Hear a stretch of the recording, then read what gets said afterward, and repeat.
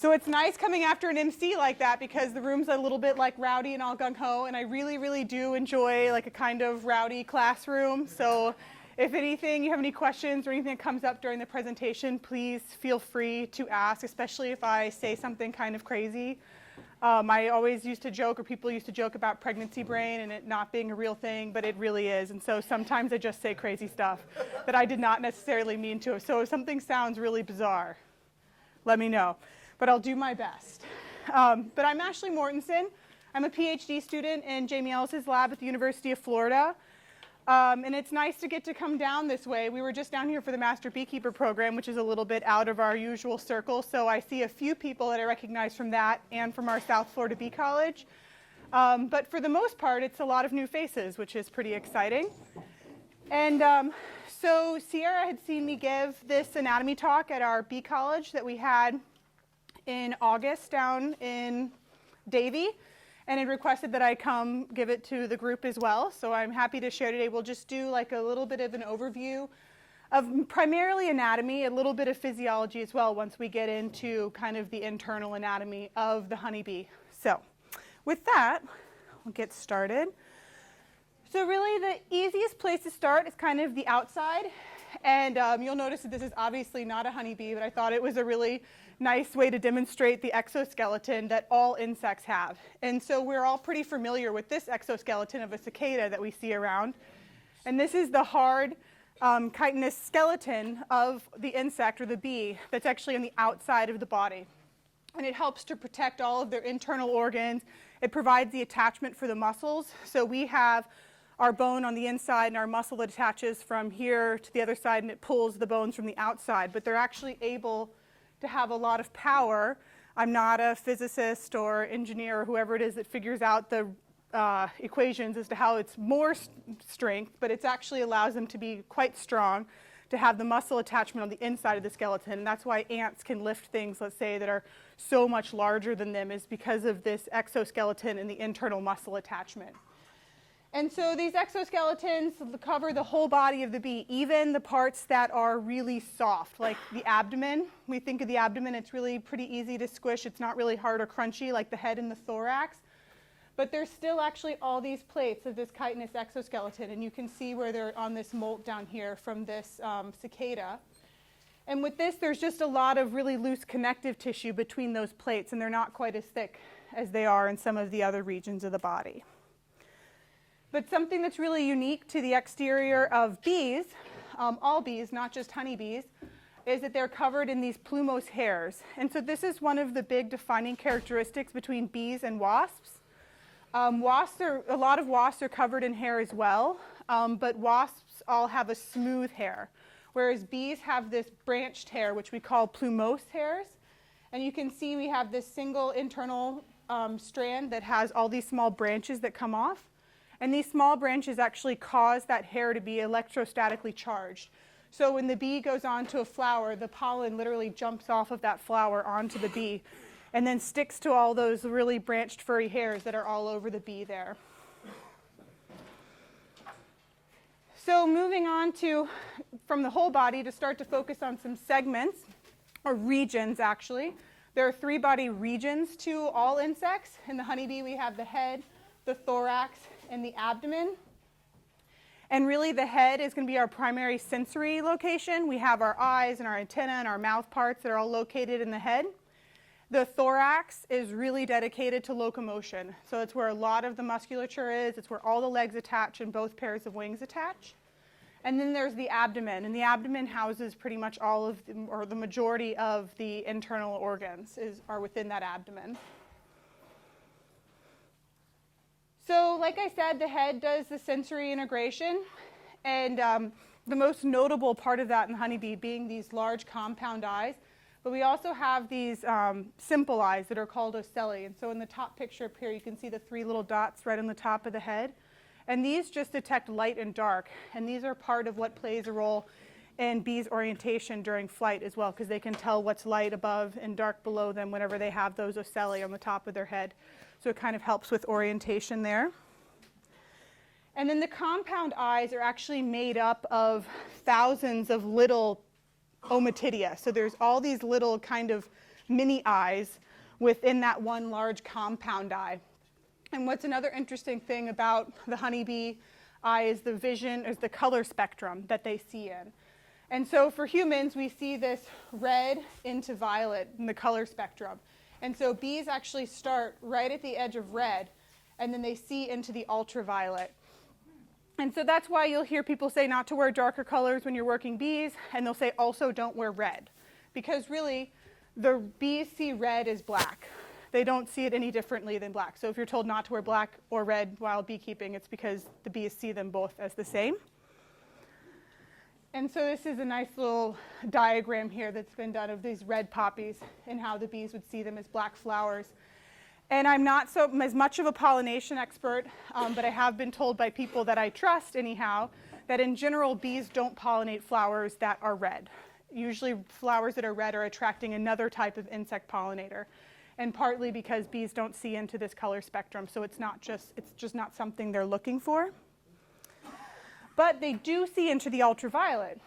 And so we would see this little, it's probably not a daisy, so don't kill me botanists in the room, but I'm going to call it daisy. This flower, this daisy here, we see as this nice yellow flower. But when you look at it where you can visualize the ultraviolet color spectrum, they actually have these nectar guides that are on the petals that kind of show the bees where they need to be going to access the nectar of that flower. And some of them are really obvious, like they look almost like arrows that are pointing down the petal into the center of into the flower there. And then this I just thought is a really nice composite image that is kind of an idea of how a flower like this might look if we were a bee, because we have all of those thousands of little ommatidia that are making up individual pictures. So they don't actually see a smooth picture with a lot of spatial information or depth information. They see kind of this composite blur, and then also they would have those nectar guides that they would see within the interior of that. So the antennae are a really important sensory organ of the honeybee. They use this to detect motion, to detect taste, and different smells. And this is just a really cool zoomed in microscope image of the actual surface of the antenna. And so you have this petiole here, or pedicle of the antenna that extends out. And it's covered in all these sensilla, or what the little kind of neuron receptors are along. And so these ones that stick out like hairs are generally tactile receptors. And then the ones that have these deep pits here are usually ones chemoreceptors, like for smell and for taste, that they actually integrate that into that hollow antenna that carries that signal straight to the brain. So honeybees have a pretty unique set of mouth parts. I teach one of the Introduction to Entomology laboratories at the University of Florida, or teach a section of one of the entomology laboratories. And we tell our students in general that insects have either piercing, sucking mouth parts, or they have chewing mouth parts. But bees are kind of an exception to that rule, because they have the chewing mouth parts, and then they also have the developed proboscis that allows them to have the sucking mouth parts. So here you can see those nice strong mandibles. The workers have really well-developed mandibles because they're doing a lot of work with pollen and with wax within the colony. And then they also have this proboscis here, which is their tongue that has those three parts that kind of, one of my entomology teachers as an undergraduate always called it the biological soda straw. So they kind of just have this straw that they're able to suck up nectar and honey from into their mouth. So as we move back down the body from the head, we move into the thorax. And the thorax is actually divided into three sub-regions.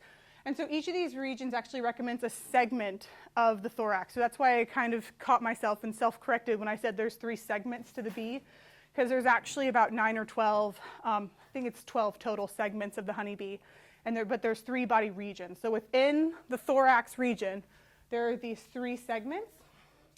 And there's a pair of legs that attaches to each of those segments, and then the wings attach to the back two segments. So we have the prothorax as this first one that's highlighted in red, and there's really not a whole lot happening in the prothorax. There's just one pair of legs that are attached, and that's the forelegs that attach there. And then we have the mesothorax, which is the middle of the thorax, and this is where that forewing, that large forewing is attached. And then that middle leg is also attached here. You can see this segment is really robust. It's quite large because you have that big, powerful forewing that's really important, has a lot of musculature associated with it. And so there's a lot of space, of the body kind of dedicated to this section of the thorax.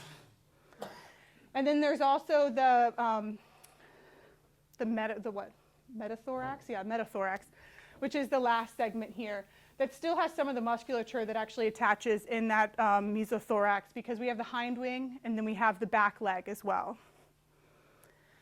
And so a really unique feature of the honeybee wing, and this is actually of all hymenopterans, so all bees and wasps have these hamuli, and there are these little hooks that are actually on the leading edge, so the front part of the hind wing.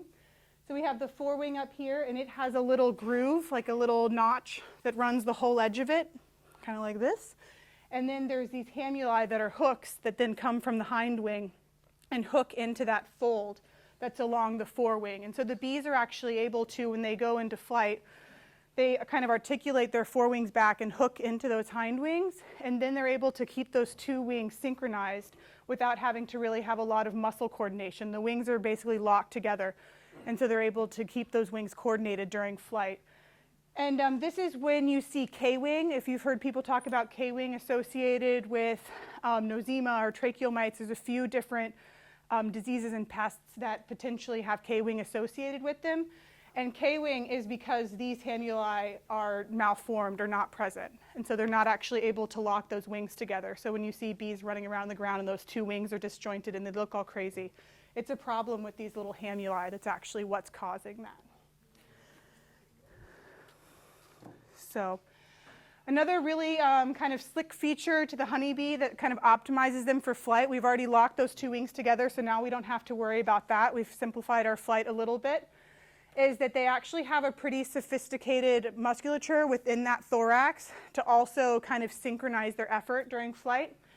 And instead of having, let's say, a wing that goes into the thorax and then having a muscle on top and a muscle on the bottom that's pulling that wing up and down to make it fly, it actually basically contracts the thorax. So it squishes the thorax down or squishes the thorax long ways to move this whole upper panel and move the wings. So you have these two large muscles that run vertically within the thorax, and then there's two large muscles that run kind of the length of the body, so kind of from the head to the abdomen. And so what that does is there's this top panel that you can see over there at the very top that's actually slightly more narrow than the bottom panel. And as you squish this panel down, you force the wings up on that lever. And then as you squeeze it this way, you force that panel up, and it forces the wings down on that lever. So they're actually just able to contract, alternate the order that they contract that thorax back and forth, and then those wings move synchronously and cause them to have a really nice, smooth, coordinated flight.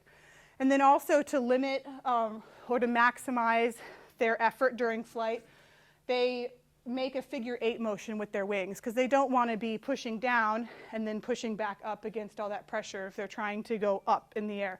So they actually push down, and then they articulate kind of like a row, like you see a crew team with their paddles, and then they cut back this way and then push down again.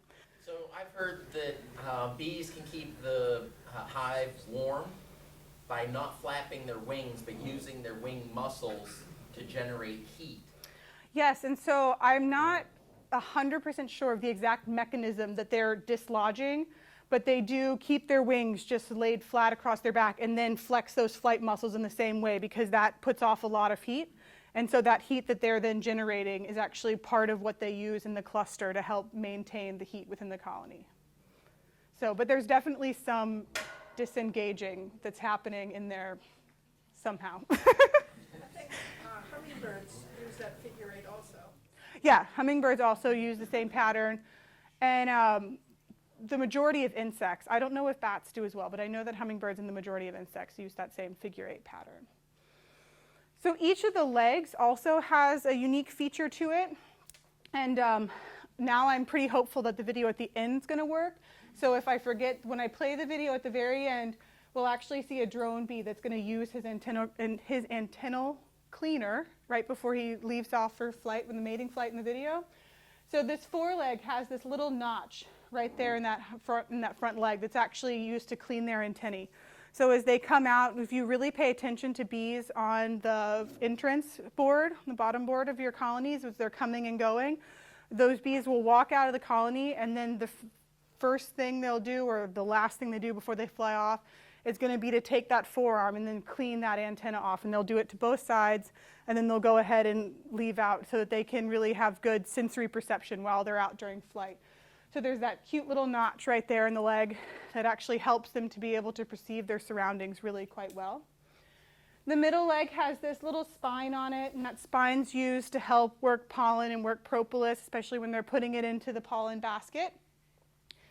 And then the hind leg has the pollen basket. So we have the tibia, which is equivalent to this part of their leg, that actually is going to hold on to that big, large pollen cluster. And it's not like a pocket. You know, you think of bees in a pollen basket, you're thinking of like a pocket that they're pulling out and stuffing pollen into. But it's actually just a group of hairs. I think I'm talking on the next slide. There we go. Is actually just this group of long hairs that are around this smooth area.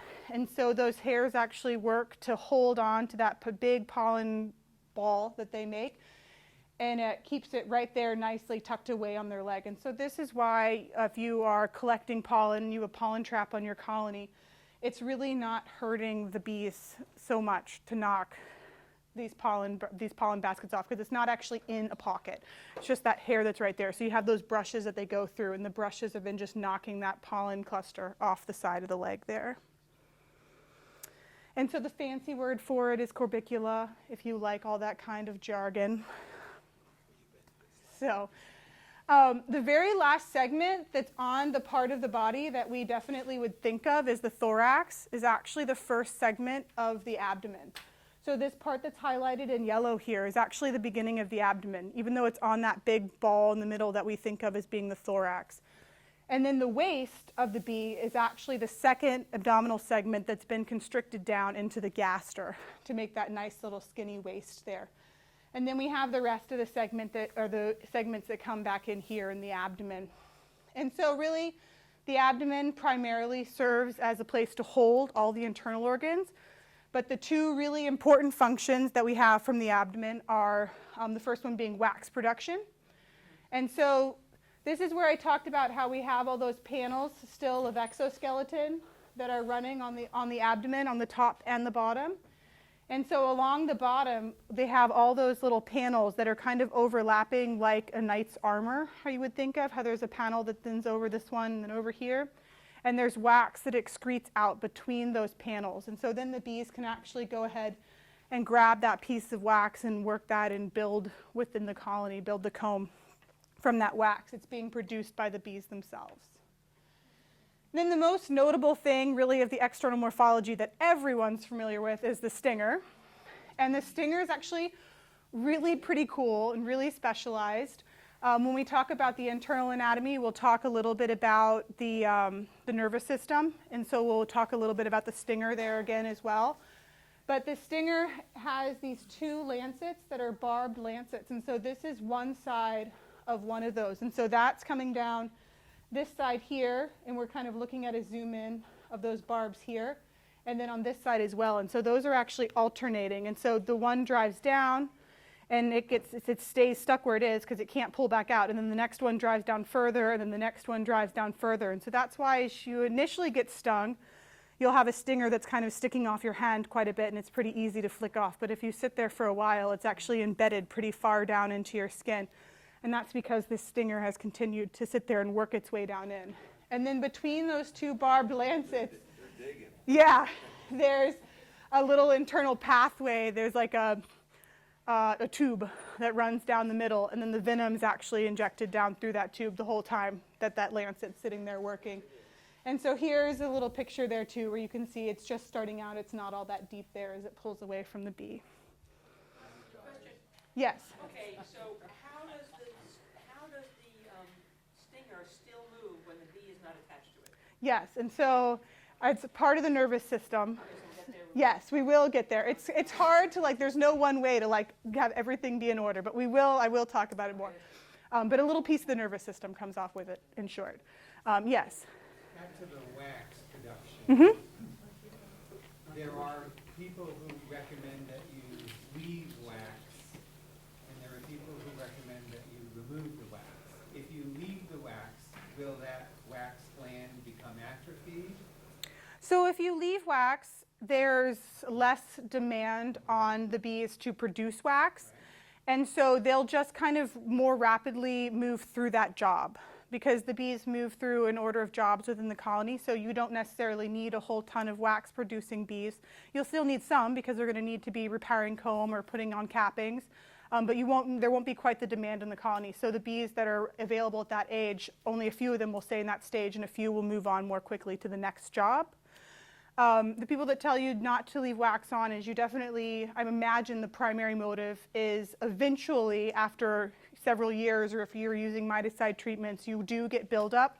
Most of the pesticides, I think all, at least most of the pesticides are lipophilic. So wax is nice and just absorbs. It's like a nice sponge to hold on to all that pesticide or any disease or any virus in the colony. But at the same time, if you extract a super and you take all that comb, I always blank on the exact number, but I think it's something like it takes 10 pounds of honey for bees to draw out the amount of comb that it takes to fill that super. So it's just kind of a balance of where you're at in your operation and how long your comb's been in and what you personally like to do. I think with any advice that you ever get from anyone about what they do in their beehives, the most important thing to find out from them is why. Because you can that may be a great idea for that time period, and so you can always integrate that in. But if you just find out from people what they do, then you aren't able to be like, well, what's going to work best for me and my colonies? Yes. I would like to know, when that gentleman was stung out at the hive, why did you use the smoke on the sting? What did that do? So this part of that stinger associated in here with this venom gland is also part of the alarm pheromone. And so we'll also talk about pheromones a little bit more. But that stinger, when it's left in there, is not only pumping venom into you, but it's also pumping out pheromone that says, hey, I found the jerk that we're all really mad at.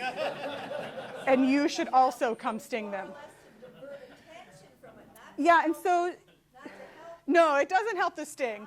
But it does hopefully help you from getting more. So, yeah. So the sooner you take the stinger out, the less chance you have that it's going to embed itself further down. It won't embed further down the sooner you take it out. And in theory, the sooner you take it out, you might get slightly less venom. But this is a minute volume anyways. I mean, even a little bit is going to itch or hurt. But that's also why they say not to just like squash the stinger, because then you would just squish all of that venom into there. So you're supposed to flick it out. But it's all really minute volumes. We've been stung at this point. It's going to have some amount of reaction to it. Yeah. Yeah, and I guess an important thing to note, which isn't on the slide, and I don't usually say it here, is that the stinger is only associated with females in the colony, and the barbed stinger is only associated with the workers. The queen still has a stinger. The stinger is actually a modified ovipositor. So some of the native bees actually have like a really crazy ovipositor. They can pierce through wood or through like really thick straw husks. But so that ovipositor then modified into having that venom associated with it. And the workers aren't reproductive, or generally are not reproductive. And so this has now just become a defense mechanism. The queen still has a stinger. You can get stung by a queen, even though it really doesn't happen all that often, but she doesn't die when she stings you because it's smooth. It doesn't have the lancet. So she can sting kind of like a wasp. And not die whenever she does that. And then drones don't have a stinger at all because they don't have an ovipositor. They're males, they're not laying eggs. So that's the nice thing to point out while we're there. So now I'm going to kind of move inside the bee. And there's a few ways that you can go about presenting all these in order. And there's always a little bit that's unclear about one of them because you need part from the other one. But I think it's in a pretty good order now that we shouldn't be too confused as we move through. So we're going to start with the digestive system and then start with circulation, then respiration, both in the nervous system and then the reproductive system at the end. And so as far as the digestive physiology, we all know that bees have honey, they have pollen. Honey is the primary source for carbohydrate. And so you think just like for us, it's sugar, right? And so the carbohydrate in their diet is honey. And then the pollen provides the protein for their diet. Also the lipids and some of the fatty acids and the vitamins, but really protein is big, what we're getting from the pollen there. So the digestive system, let's see, it's divided also into 3 segments. Insect people, we really like to divide stuff up and talk about it in different components.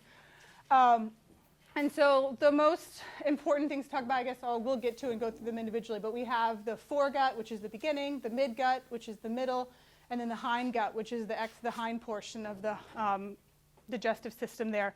And what's pretty unique about the honeybee digestive system, I guess it's not unique because it's similar to like embryonic development in all things, but the digestive system starts from the outside.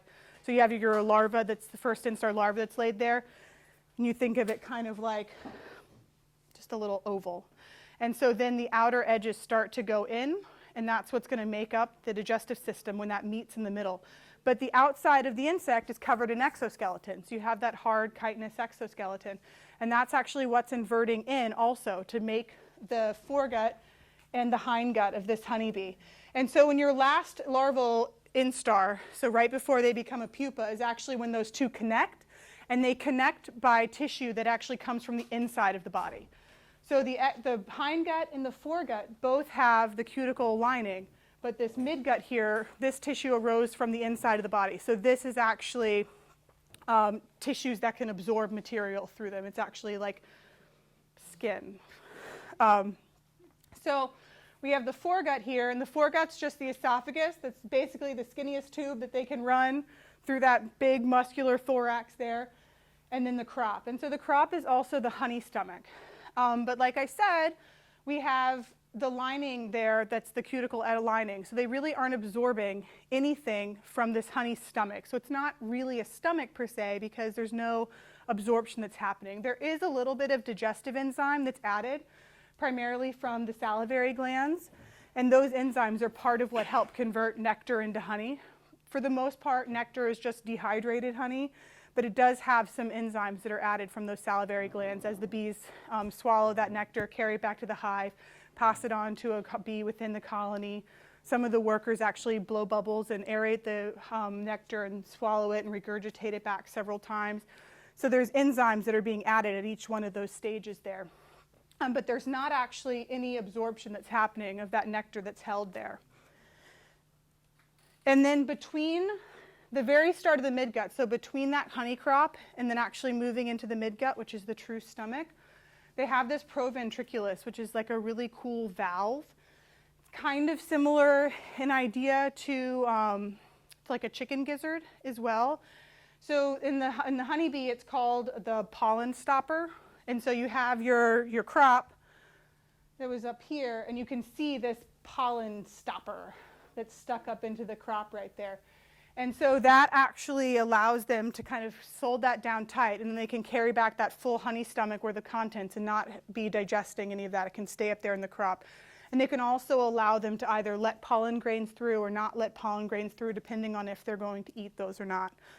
This is actually a microscopic image of a grasshopper one that they've taken that we saw the picture of it that was sticking out like that. They basically cut it in half and pulled it back open. So you can see this is where it kind of like would grind up anything, because grasshoppers eat, a lot of grass blades and like leafy material that they really need to do a lot of grinding for. And so there's all these little finger-like projections. And this is cuticular as well. This is a hard little piece that you can actually feel quite distinctly as being really hard whenever you dissect them out, that they're able to grind some of that pollen with as well. But the bee one doesn't look exactly like this, but I don't have a cool picture of the bee one, so I just used grasshopper one. But the first one's a bee one. So then we move into the midgut, and this is actually the stomach. This is the true stomach. It's analogous to our stomach. This is where all the absorption happens. There's a lot more digestive enzymes that are added here. The digestive enzymes that are added from the salivary glands are kind of simple sugar, like amylase and things like we add in our salivary glands to food, whereas all the things that are breaking down protein and fat, and then also more of the complex carbohydrates are coming from that midgut there, and then also being absorbed into the midgut. And then we have the hindgut here, which is just kind of the small intestine, and then the rectum. The rectum's for water reclamation a little bit, but also a cool feature that's between these two. that'll make a little bit more sense when we go to the next slide and cover the circulatory system, are these Malpighian tubules. And these are basically like the kidneys of the honeybee. And so they attach to the digestive system so that they can collect all of the waste from the honeybee blood. And then they just dump that into the digestive system, and then the bee can poop it out later. So this is a nice picture, actually, of a cockroach. But you have the little esophagus at the top, and then that large ballooned crop. There's a proventriculus. It's a little difficult to see because the arrow is right on top of it. And then here's the true stomach. It's right here. And then we just have that small intestine. There's all these little spaghetti strings all over the place. They're the Malpighian tubules. And then that large rectum there. But at least you get to see, like, this is what it really looks like. So with the circulatory system, the circulatory system and the respiratory system of, yes? Could you go back and tell them a little bit about Nosema that is related to this? So Nosema is a microsporidian, which is a bacteria, right? I'm like, oh my gosh, let me recall all my disease things real quick. And it makes spores that actually live here in this midgut. And so you'll have spores that can reproduce within the midgut there, and they can degrade that lining, which then makes it more difficult for the bees to absorb nutrients. It also, when that lining is damaged, can make it to where it's more easy for viruses and other bacteria to pass through the lining. But also when you're doing Nosema dissections, you'll either just like grind up a whole bee, but what you're really doing is squishing a whole bee to get to this. Or if you're wanting to not have to have so much debris in your field, you can actually hold a whole bee. You can grab it with forceps just by the stinger, and then you can pull that last abdominal segment out, and the whole digestive system, usually up to the crop, they'll break off at the esophagus, and you can pull out that whole digestive system, and then you can just have the digestive systems that you're looking at for those spores, that you're really looking for them here in the midgut. But that's where Nosema is. And how is it related to Florida? Related to Florida? Yeah, Nosema in Florida. I mean, we have Nosema. No, we have it. Yeah. So I'm sure it looks like I don't know anything about Nosema standing up here, but all the stuff I know about Nosema makes saying anything definitive about Nosema really kind of tricky. I mean, there's two species of Nosema. So we have Nosema apis and Nosema cerana. Some people say there's seasonality to the two of them. We seem to be able to collect cerana pretty consistently year-round. Nosema apis is what we had in the past, and people would just treat like once a year and know it was going to be bad in the wintertime, and if you made it through the spring, you were fine. You didn't have to worry about Nosema apis. But Nosema cerana seems to be around all year round. And Nosema cerana is tricky because all of the symptoms that we've been told for Nosema apis aren't necessarily true for cerana. You can have a colony that looks great and have super high Nosema spore loads, and you can have a colony with K-wing and all these other things and then actually have pretty low Nosema spore loads. And then the spore loads themselves are really pretty tricky about Nosema, because just because spores are in there doesn't mean there's a problem. You actually need viable spores that are replicating and causing an issue. So I'm just going to make you more upset, I think, about anything I say about Nosema, because I'm just like, it's all a little tricky. And then all of the treatment options are all a little questionable. I don't have any good advice for Nosema right now. Sorry. So the circulatory system and the respiratory system are really crazy compared to what we're all really used to learning about animals. Animals in general, mammals, ourselves, what we're really comfortable with. So bees have an open circulatory system. So what that means is they have, all insects have an open circulatory system. And so they have this heart that we loosely call a heart that's just kind of a tube that runs along their back, and it just generally whooshes this liquid that's just free floating in their whole body. There's no blood vessels, there's no capillaries, there's no aorta. Well, I guess that we call it an aorta, but anyways, there's no veins and vessels. So it generally just whooshes this hemolymph from the back of the body up over into the head, and then it generally comes back this way because there's always this positive flow going in this direction. And actually each of the wings, each of the legs, each of the antennae have their own series of valves that are also working to circulate this hemolymph throughout the body. So this is why in the digestive system it has all those crazy spaghetti Malpighian tubules that are just floating around in the abdomen, because that's actually removing any waste from the hemolymph that any of the cells, any of the muscles, anywhere in the body have produced. Those Malpighian tubules suck it up and then put it into the digestive system. Also, any of the nutrients the digestive system absorbs into the body are just free floating in the hemolymph. And so that's why they have to keep the circulation going, because this blood is actually not circulating oxygen. It's only circulating nutrients and then like nutrient waste, but not actually gaseous waste. We don't have any oxygen or CO2 that's being transported by the blood. And so to compensate for that, they have to have a really intricate respiratory system. And so really this seems a lot more analogous to our circulatory system, because we have these big main branches here that then go into smaller branches and then turn into all these tiny little tubes that actually connect to within 1 to 2 cell diameters of every cell in the body. So just like how we have little capillaries that are going everywhere, they have little trachea that are going everywhere, tracheoles actually. And so if you really got a close-up look at a bee, this is a bee that's been cut in half. So it's not like this is an open ring that runs the whole body of the bee. When you see this little slit here, it's actually a tiny little pinhole that's along the side of the bee. And every one of the bee's segments has a little pinhole associated with it. And these are called spiracles. And these are the openings that actually open up to the respiratory system. And so the respiratory system doesn't just have, like the mouth and nose that goes into the lungs. They're actually breathing along every one of these segments in their body. And yeah, we'll keep going from there.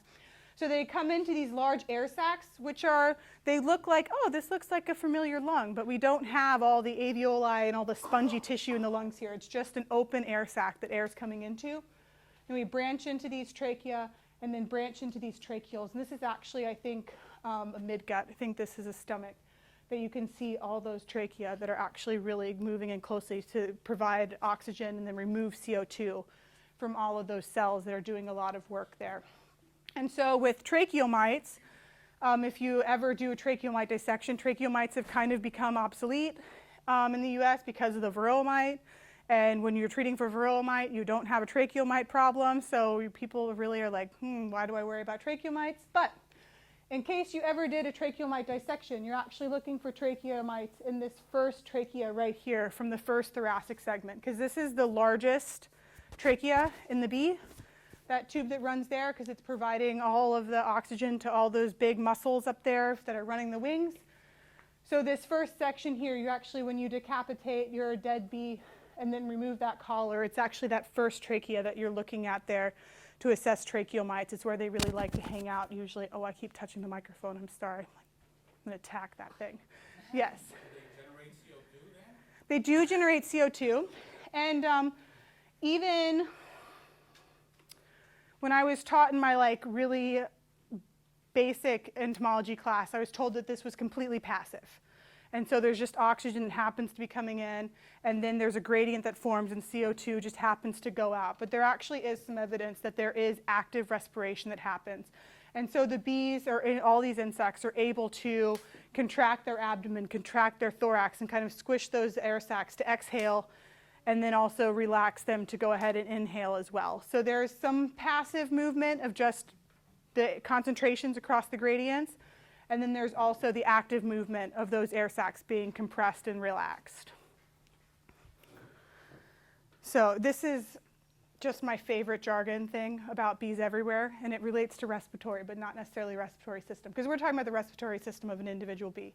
But if we think about the respiratory system of the colony, because really in terms of honeybees, the colony is the organism. My favorite thing that I've learned about bees in my 5 years of school now is that when you take that colony and you had it, in our screen bottom board colonies, it's a little different because there's that whole open bottom, but if they were in a tree cavity where they just had this small opening like they really would choose in nature, they have to act, the whole colony itself has to respire. And so you have bees that are fanning for thermoregulation and all of that. But really the colony actually, when they measure airflow out of that entrance, is having an exhale and an inhale. And an exhale and an inhale from the bees fanning in the opposite directions. And the total volume of air that's moved with the exhale and the inhale, if you add up that volume for a minute, so the minute volume of the colony is the same as a cat. I think it's pretty awesome. It's like my favorite bee factoid ever. So, like it breathes the same as a cat, the colony. So the nervous system of the bee, they have or all insects have a desynchronized nervous system.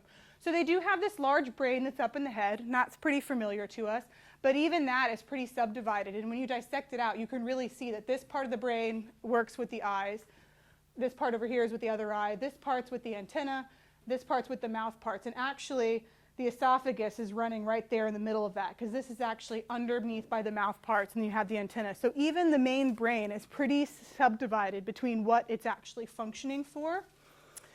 And as you move through the body, there's actually little kind of sub-brains that run the whole length of the body. And so you have this large cluster here in the thorax, because most of the movement's pretty coordinated, especially those two wings. You want them doing, or two pairs of wings, you want them doing the same thing. So there's kind of the same nervous control there.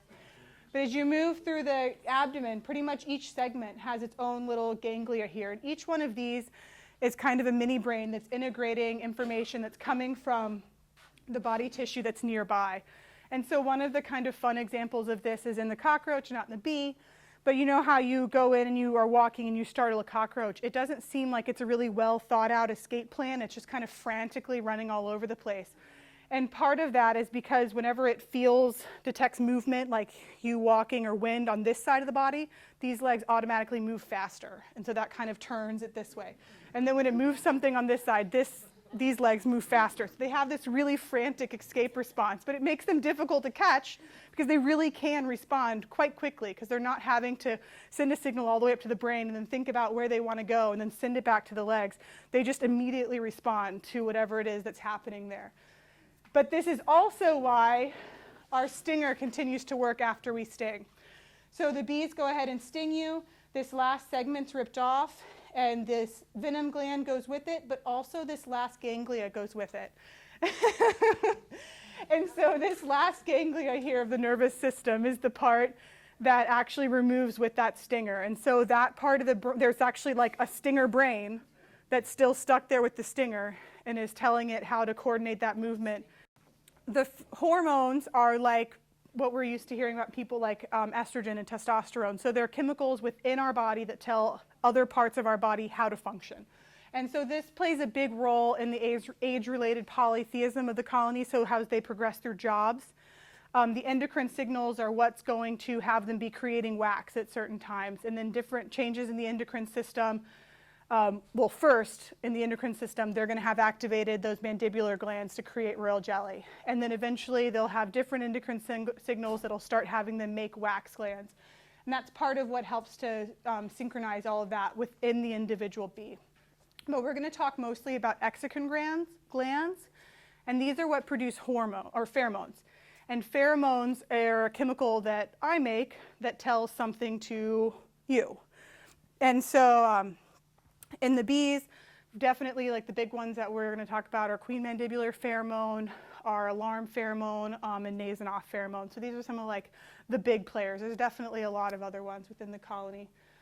And social insects, which are what bees are, they live in a social colony. Ants and termites are also social insects, do a really amazing job of exploiting pheromones for a lot of communication, a lot of coordination within their colony, and then even beyond their colony as well. And so bees make a really nice example for us to talk about here, since we all like bees, but also for researchers in general to work with pheromones. And so the queen mandibular pheromone is really quite complicated. We say like, oh, the queen substance or the queen mandibular pheromone, but it's actually 17 different chemical compounds.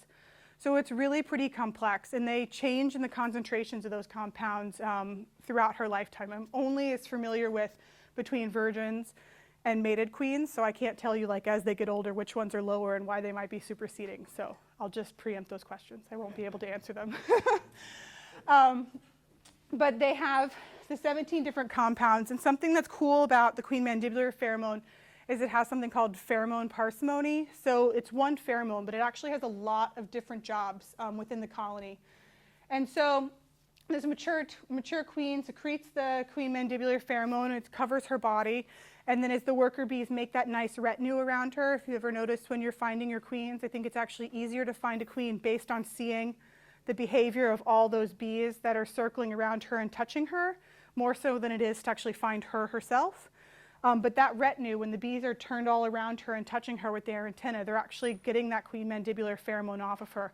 And then as they move through the colony and interact with other bees, that pheromone spreads throughout the colony. And actually, if you were to accidentally squish your queen or remove your queen for whatever reason, or the colony goes queenless naturally for some reason, within 4 hours, they're going to actually start rearing replacement queens. They can detect that that pheromone is not at the level that it should be within the colony. So it's pretty efficiently distributed throughout the colony, and they do a really good job of recognizing that pheromone.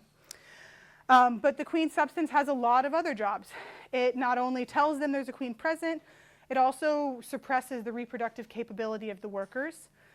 So we'll talk about the reproductive system next. But workers are able to produce eggs, and the queen mandibular pheromone is part of what keeps them from doing that. They're not going to produce any eggs. They're just going to keep working and taking care of the eggs that the queen's laying. It's also part of what initially attracts drones to the queen during the mating flight. It helps during swarm control stabilization, and it can help to stimulate foraging and brood rearing within the colony. And so I'm going to quickly touch on this here and then talk about it more in the reproductive section. But the queen mandibular pheromone, like I said, helps drones to find the queen during mating flights. And so you have this virgin queen here that emerges and she flies out, and these drones are able to find her out in the wide open space of the DCA, initially based on that queen mandibular pheromone. And then this is just a fun picture of me exploiting this in a DCA for my master's research, where I have a trap here, and there are these two very convincing queen lures hanging that's actually a cigarette filter painted black. That is like the official documented queen lure in the scientific literature. They've done all this research of the size and the shape, and drones most prefer black cigarette filter. And you can impregnate that cigarette filter with the queen mandibular pheromone. And so the queen mandibular pheromone gets them close, and then they have those big, huge eyes on the top of their head, and those eyes are what they actually use. Once they're close enough to see her, they approach her from below and behind and actually fly up, and they use those big eyes. There's usually like a drone comet can be like 50 to 200 drones that are all in there jockeying for a position. They use those big eyes to see her. But in this instance, they fly up and they're like, oh, well, this isn't the queen, maybe this one is. And then the rest of these don't actually even have pheromone in them, but they look right. So then the drones just fly up, check out this one, check out this one. They end up in the top because insects usually fly up to the light, and then they patiently wait in your trap for you to come along and collect them.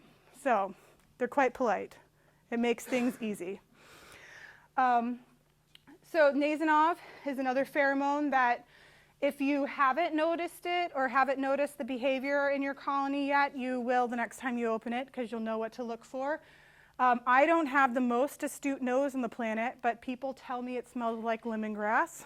But so especially if you're making splits, or if you're breaking apart colonies for whatever reason, even just opening up the lid, though, from your colony, you're going to have bees that start signaling basically this homing pheromone.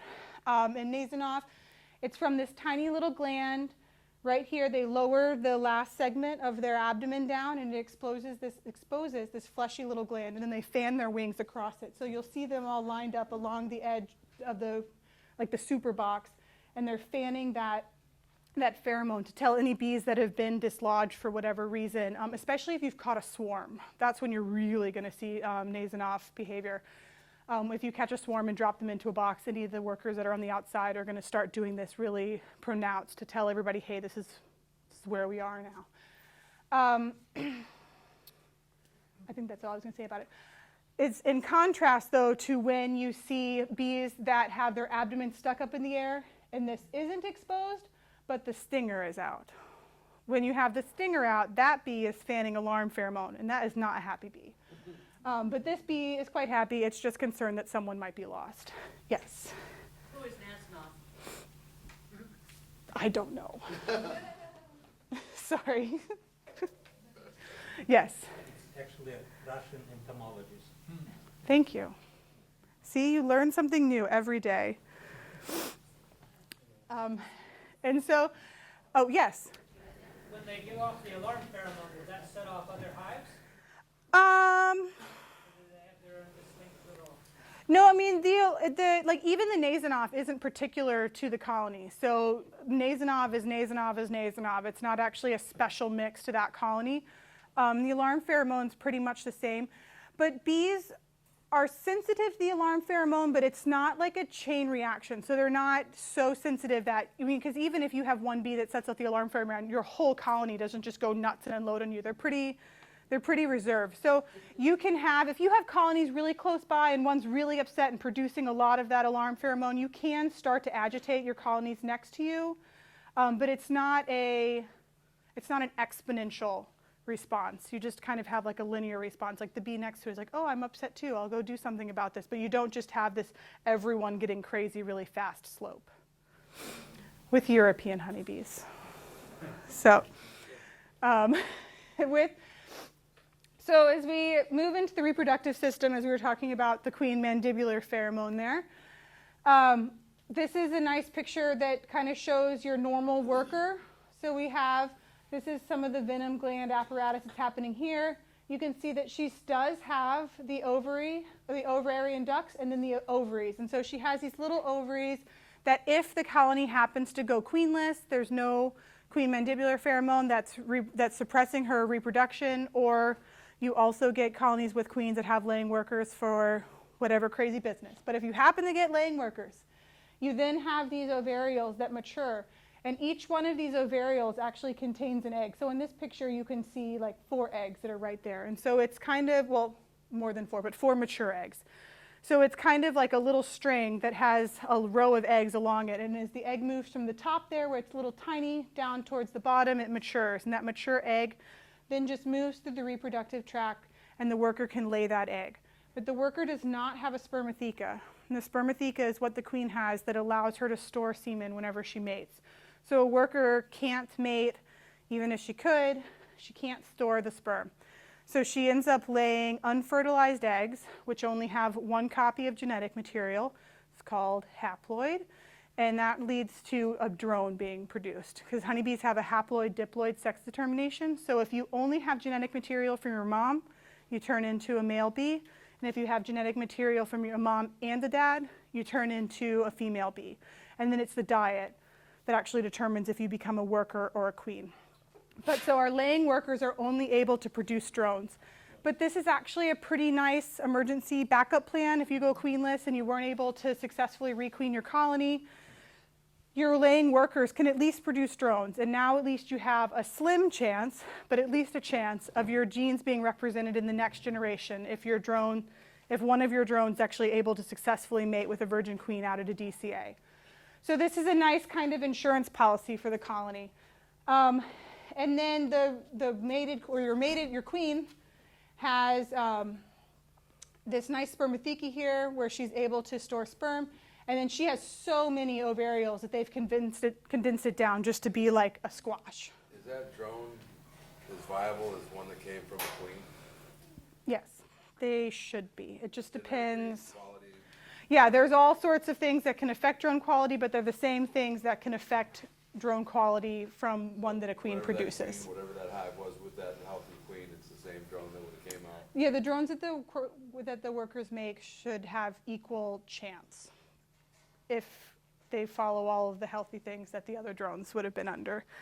I went the wrong way. So this is a nice picture of an actual pair of queen ovaries. So you can see there are just so many of these eggs here. And that's why our queen has that really huge plump abdomen. The virgin queen has a much smaller abdomen. She's a lot sleeker. She's able to fly quite efficiently to go mate because she doesn't have all of this egg development yet. That's why your mated queen isn't really huge because she's mated. The spermatheca is the same size as it was before she'd mated. Your mated queen's really huge because now she says, I'm reproductively capable and I'm going to start producing all of these eggs. And so whenever they are preparing to swarm, that's why she'll also stop egg production, slow down egg production, because she needs to stop having all of this weight in her abdomen so she can fly pretty efficiently with a swarm. And I saw someone's hands up. Yes? If you have a colony that goes queenless for whatever reason, is it possible that they might not be able to produce a new queen? They do fail to requeen. And so, You don't have a choice but to buy a queen.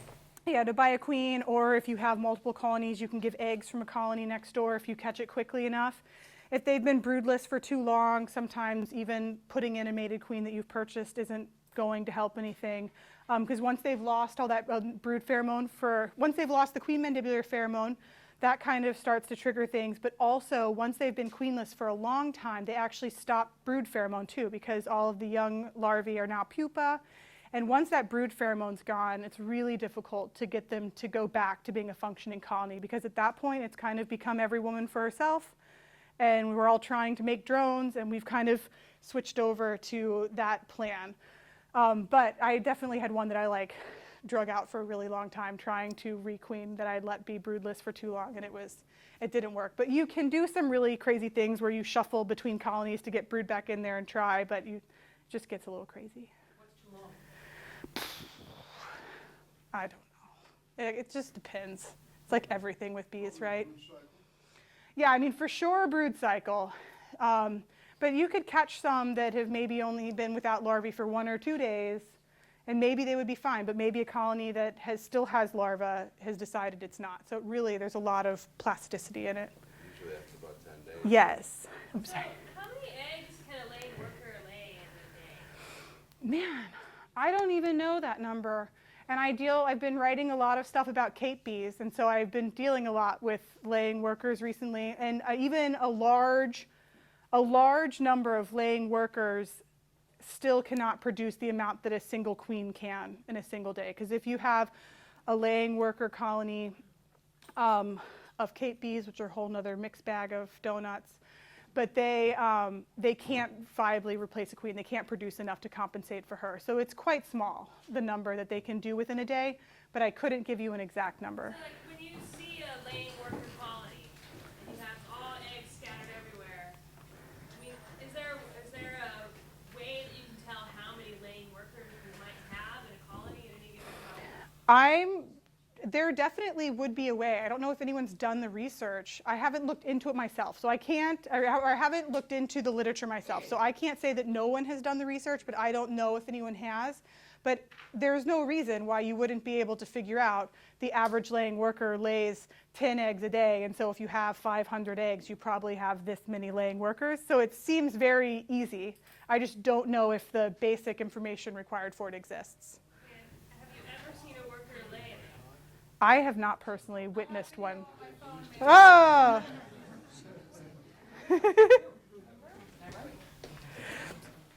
Okay.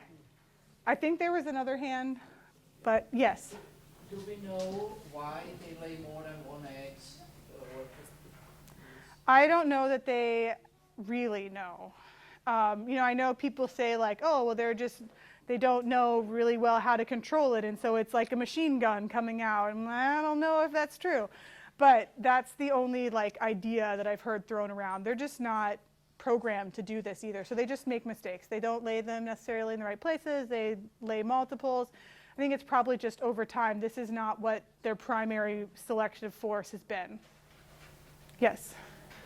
When they do if the Virgin Queen's laying a bunch of drones, is there any thought that maybe that in hopes that they will be in the requeening process and the drones will be available to mate the new Virgin Queen that they come up with? So you don't want drones from the same colony to mate with a queen, because then they're actually mating with their sister. And honeybees are really, really sensitive to inbreeding. And there's actually some really cool safeguards that are put into the mating system to kind of prevent inbreeding. But hopefully I will explain it well enough that you're not like, well, that was just the crazy science explanation. But there's this one loci in all of the DNA. There's one spot that actually has 13 different options for what can be the genetic material at that spot. And if you have the same genetic material twice, that egg actually can't recognize that it's a fertilized female. That one spot in the DNA is how the bee recognizes that it's haploid or diploid, because drones only have one copy of something there. And if you have two copies, it doesn't matter which two things they are of the 13. If you have two of them, then the embryo that's developing says, oh, I'm a female, and becomes female. But if you have an inbred queen, so someone who's mated with her brother, there's a really strong likelihood that they're going to have the same DNA right there at that one special spot, and that egg's going to develop into a drone because it thinks that it's haploid, and then the workers are going to abort it and kill it. So inbred queens are no bueno. Yes? I also heard that the queen flies much farther than the drone. She does. She does. And I think, yeah, so where we're going next. It's like, so, oh, I'm going the wrong way. Go back. Okay. So with the reproductive system, we move into the males. We have the drone. We talked about why he has these big fancy eyes to help him find the queen. He also has this huge bullet-shaped abdomen. And really, most of this abdomen is housing the tissue for this endophallus. And so the endophallus is the male reproductive organ. This is what actually mates with the female, mates with the queen, and deposits sperm right as close as he can up to that spermatheca. And part of, it's not actually the endophallus. We say that when drones mate with a queen, that endophallus is ripped off, and then that part of him is stuck in there with him. It's actually, it's not actually the whole endophallus that's stuck into the queen. The endophallus actually has like a really sticky covering. And so as that drone mates with the queen and falls back and dies, he falls off, and his endophallus falls off too, but there's like a mating plug. So there's actually this large sticky substance that's like stuck that keeps her sting chamber open, because the sting chamber has to be open for her to be able to mate. And actually her having the mating sign, which is this really sticky substance that's holding that sting chamber open, makes her more attractive to other drones. And so it's kind of the opposite. In a lot of insects, you'll see this mating sign that's left, and it's actually like a plug to keep any other males from being able to mate with that female. But in honeybees, it's quite the opposite, because the queen needs to mate with between 10 to 15 drones for her to have like a good genetic representation, for her to take care of a good colony, for her to have good viability over her laying lifetime. So this drone actually wants for her to mate with other drones, because the more, that's going to how she's going to be more successful, and how his offspring are going to be more successful in the long run. So that mating sign, actually, whenever he averts his endophallus, there's this hairy patch right here, and this is the first part that comes out. It's like a piece of Velcro that actually pulls off the mating sign of the previous drone and then allows the next drone to mate. And they think that this mating sign might actually serve to actually help keep her sting chamber open, because the queen can decide to have her sting chamber open or closed, and if she has it open or closed, no one can mate, or closed, no one can mate. So the drone actually has some sneaky business as well that he's trying to do to ensure that everything works out good for his gametes in the future. So this is kind of a picture of the endophallus that's locked in here to the sting chamber and mating with the queen. Here's another really cool picture from a DCA. This is out of Germany. It's a lovely photo that was given to me by some people, some researchers that are pretty great. But you can see they have the drones that are flying up here.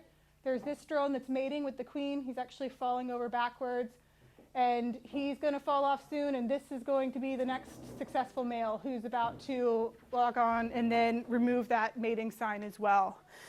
And so the video that we're going to watch, I believe the volume won't work for it, so maybe this disclaimer will be unnecessary. But in the video, they are liars, and they say that she has to go back to her colony to have the mating sign removed, and then she goes back out and mates. But it's not true at all. The drone removes the mating sign, as well as the very last time she goes back to the colonies, the workers will remove the mating sign for her.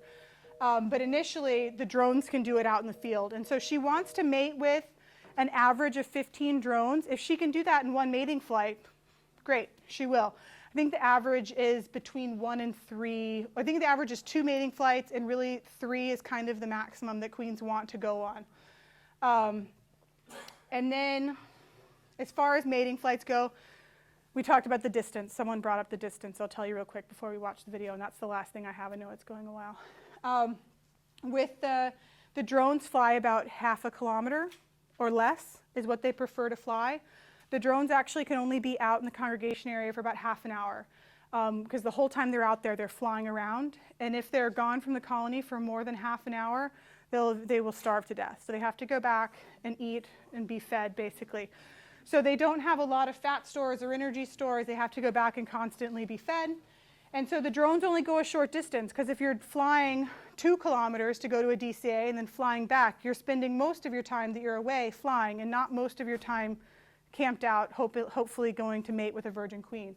But because of the really bad consequences of being inbred, this has actually forced queens to fly further to drone congregation areas because the queen doesn't want to go to the same drone congregation area that her brothers, that her mother had produced before she was born. So the queen actually flies out and she goes on average 2 kilometers. So your drones are going 1/2 kilometer, your queens are going about 2 kilometers to mate. So they really shouldn't be mating with drones that they're related to. And so it seems crazy because the queen's so special. She's the only one that's left at this point because she's killed all the other virgins in the colony.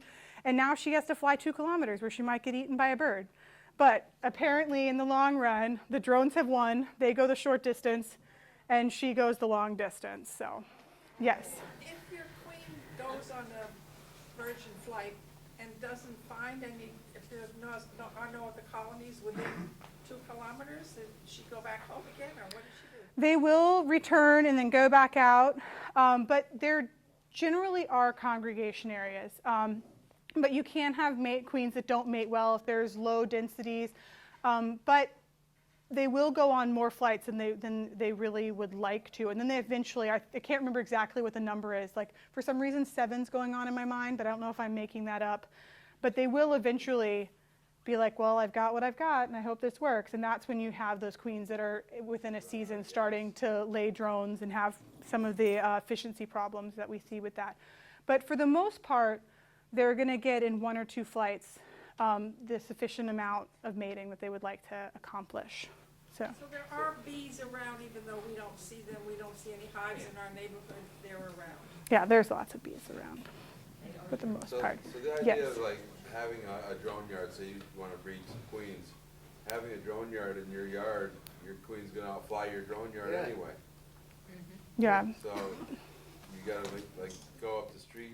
Yeah, it's here?" really tricky because you have your apiary right here, right? You have your apiary right here with your virgin queens in it. And it's not even like, oh, here's 2 kilometers, I'll put a circle here. It's like, here's this 2 kilometers. I can like put drone source colonies. It's really intense. Yeah, she's going to lots of places. She goes by herself? Pardon? She goes by herself? Mm-hmm. Yeah, she doesn't have bodyguards. Nope, she's, as far as I know, flying by herself. No, she doesn't have like a big like entourage of like bodyguards or anything. So.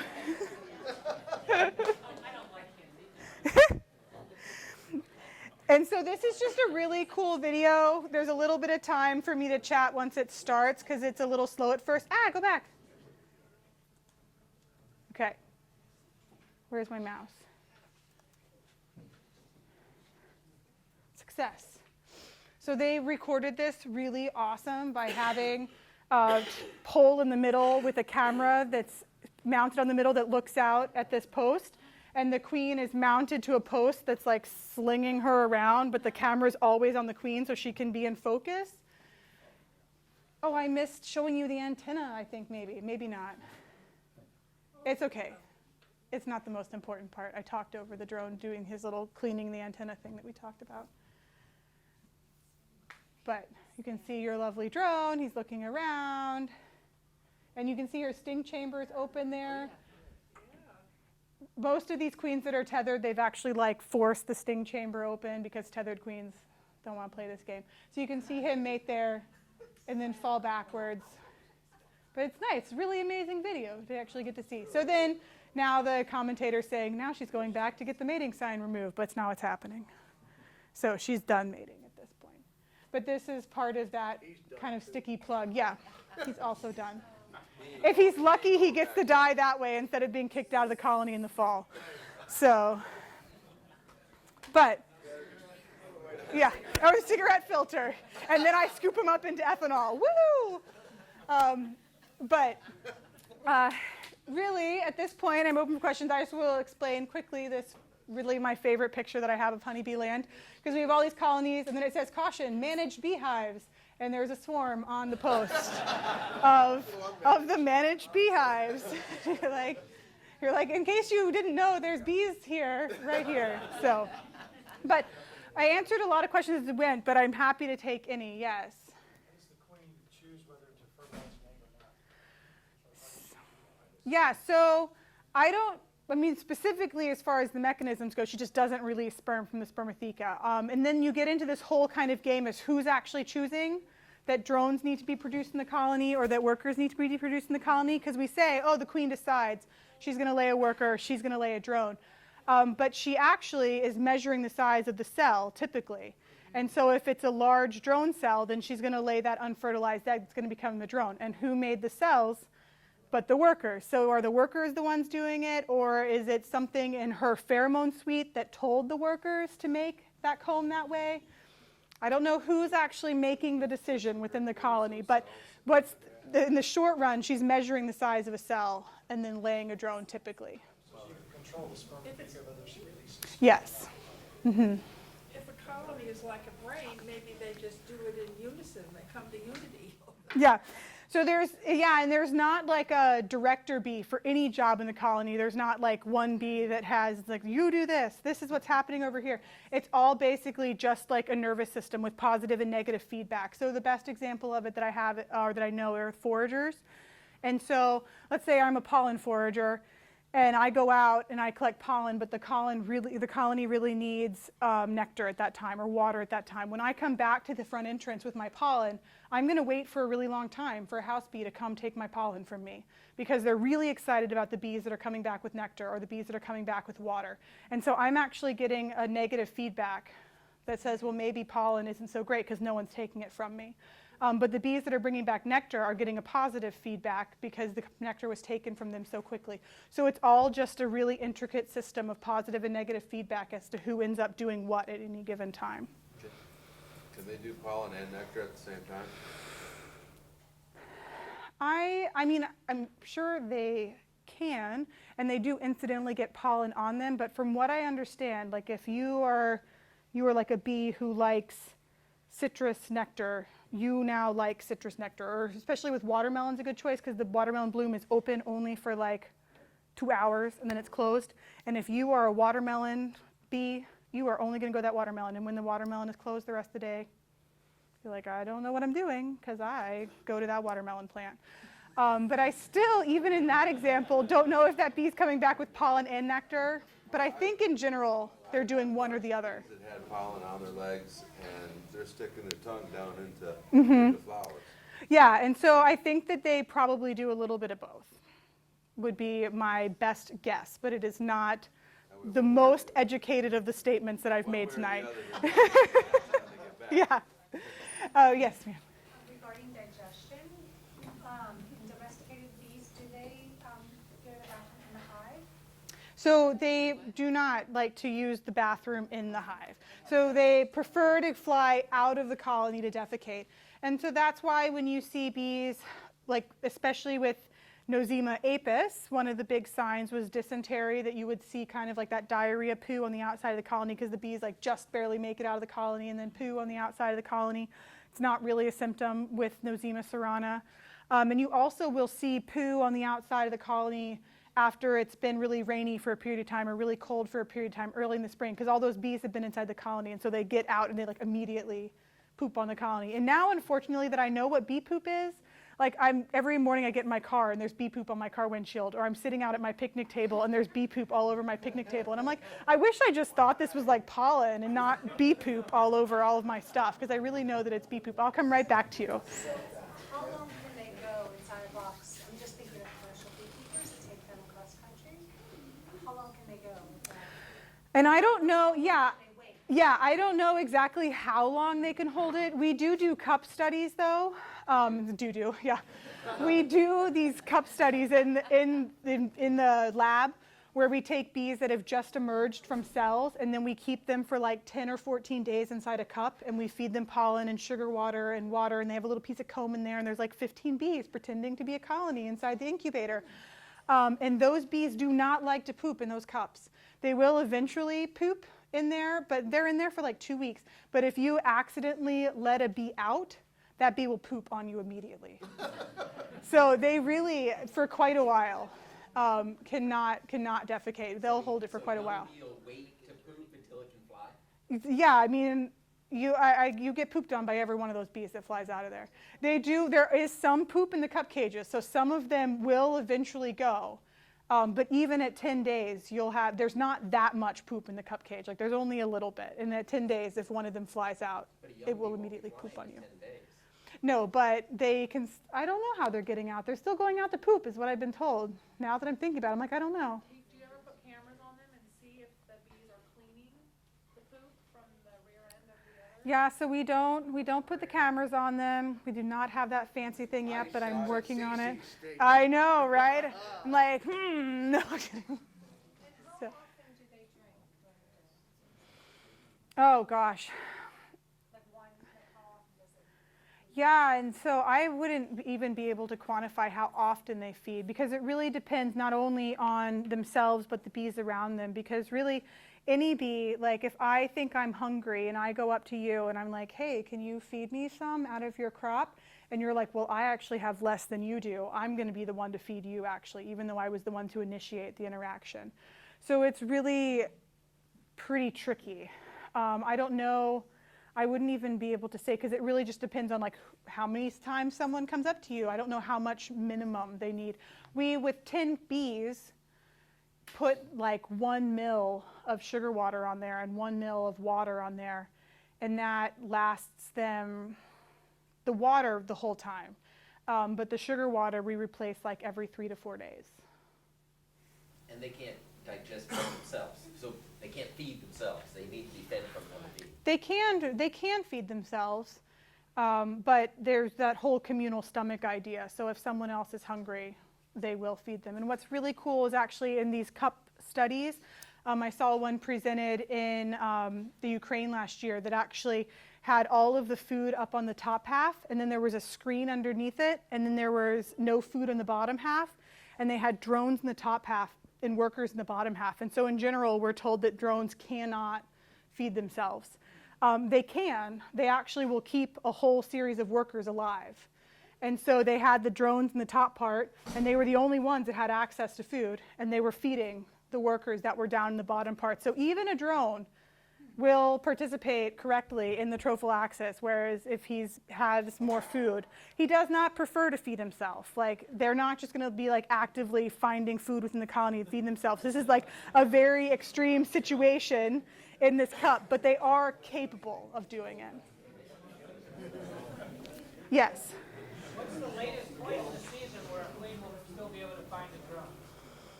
Oh, it's super variable based on your location and kind of the flows that you've had.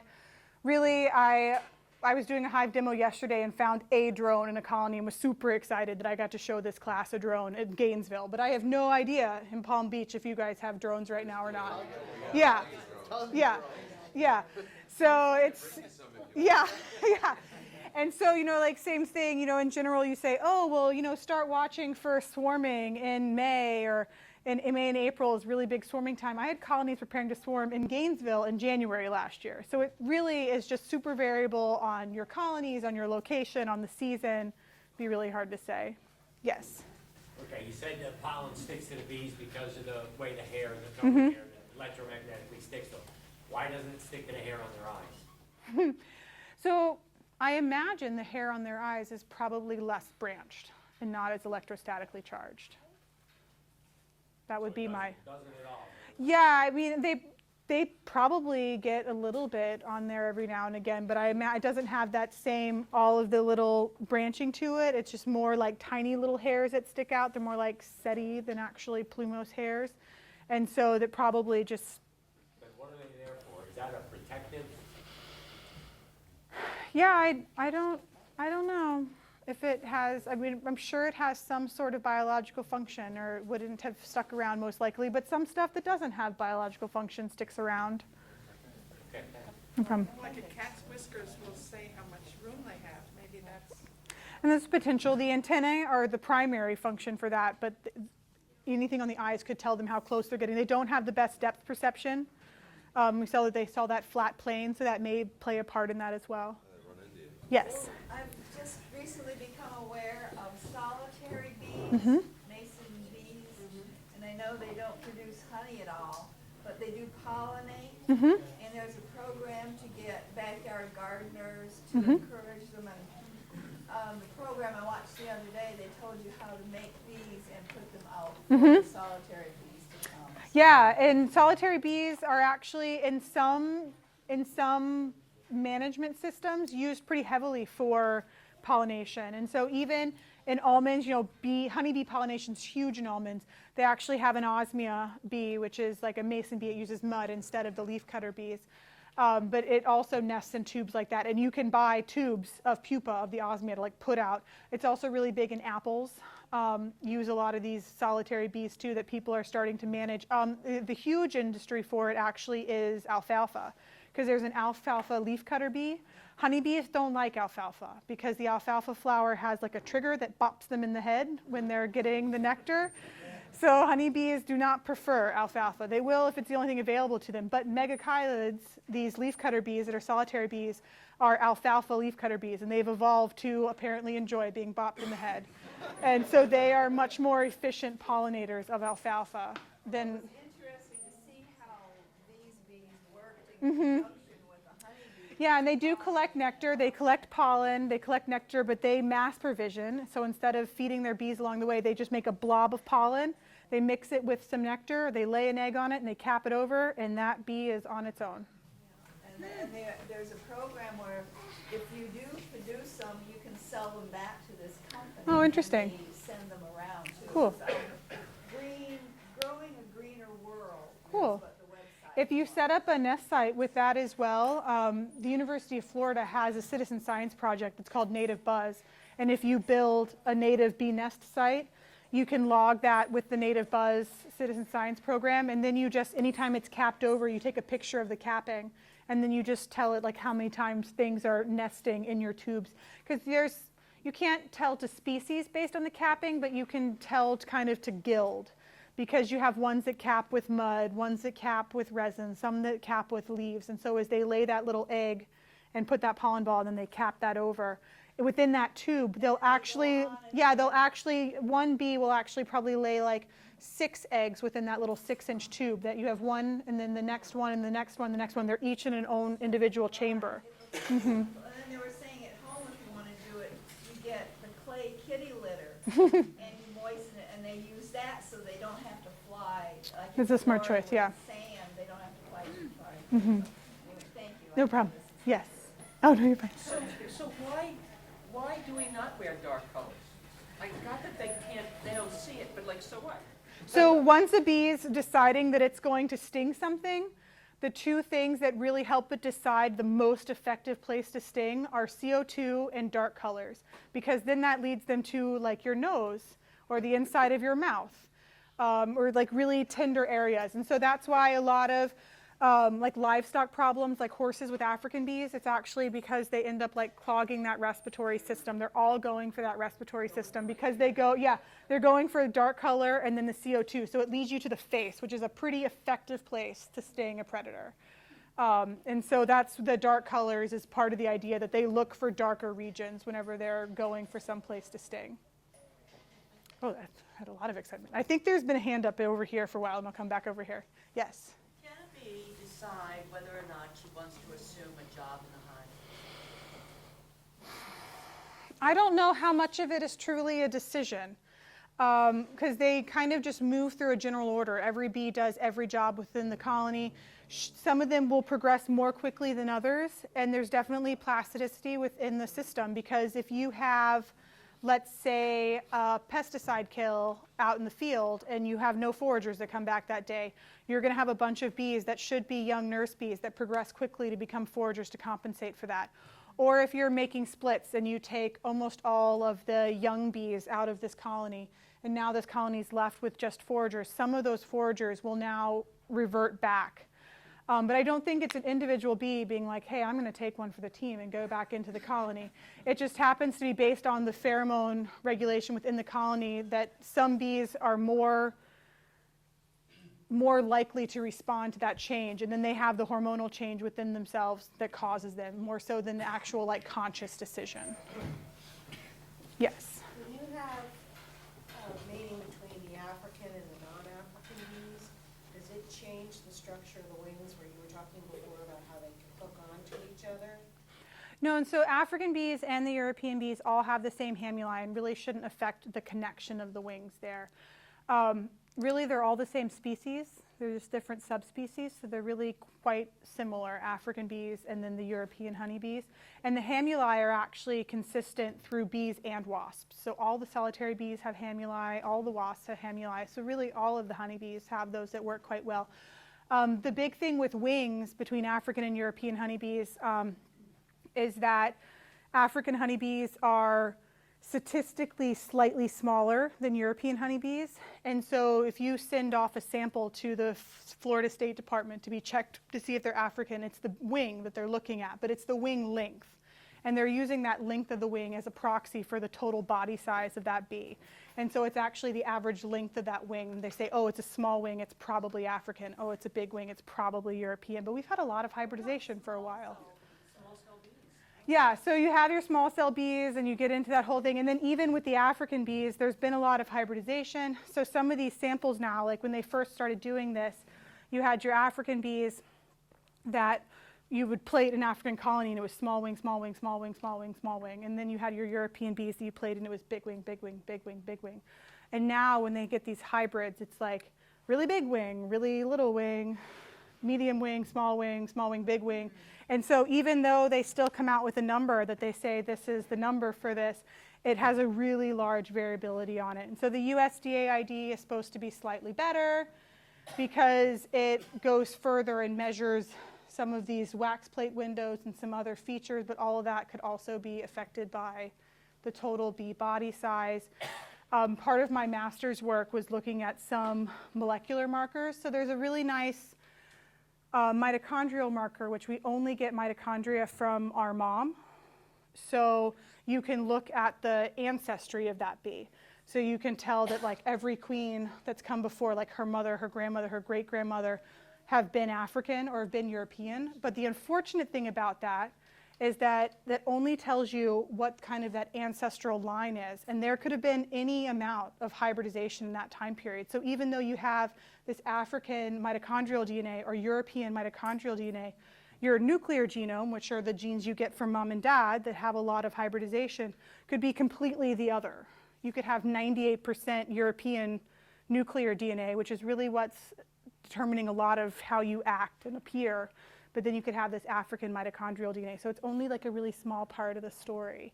But that's a really nice and easy test. The nuclear test becomes really difficult between African and European bees because they're all the same species.